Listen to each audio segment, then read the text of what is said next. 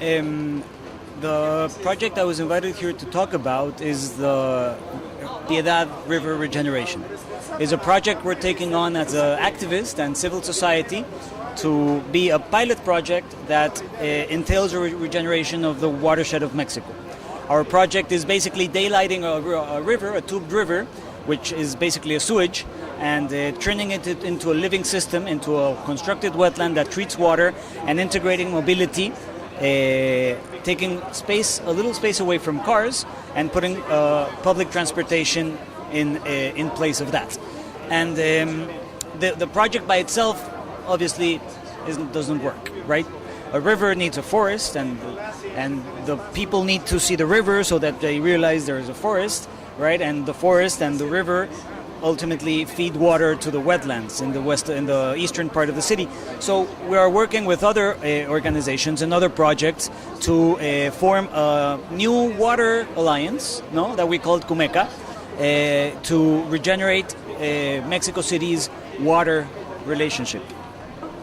Because that is always the hope, right? That it really results in something, I would say, legally binding for everyone.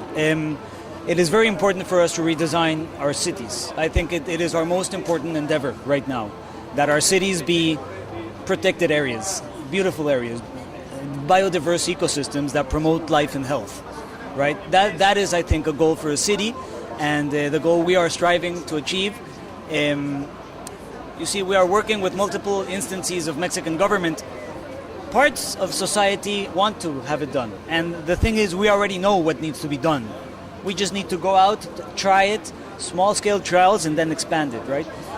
I think it is very important to have an international movement of this kind to support all that change, and so that governments really see the advantage of them working in regeneration locally. In Mexico, there's a word that they say, we're malinchistas, right? We don't like things that are from Mexico. And when people go outside, they say, oh, you see that Mexican that won Cannes, which is a friend of mine, right? That gives him a big recognition, right? Because he won something outside of Mexico, right? Me coming here says, people in Mexico says, oh, you're going to Rio+20? Oh, right? It like gives you some kind of stature or status, no? And I think that is very important everywhere. Well, I think, not only Mexico, to see that the international community cares, that the international community is integrated and working together towards a better world. I think it's very important to have that kind of pressure. I always want it to be more. There is a sense of urgency I have. So I really hope this can come forth in a truly sustainable and integrated way. As I mentioned, I think it's important for people in Mexico to see that it is people are thinking this everywhere else, right? It is important for Mexico to see that what we are trying to do in Mexico is being heard other places. And I, as architects, I think there is a hugely important role we need to take on. Migrating out of the object, right, out of the building, and it's my building and it's beautiful. No, we need to move out into the activist. We need to be participants in the city more than with our buildings. And I think that's what the architecture movement tendency is going to become.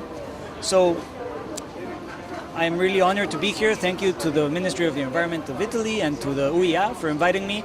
It is an honor to be in another UIA co-organized event. I truly hope we can make it a collective difference.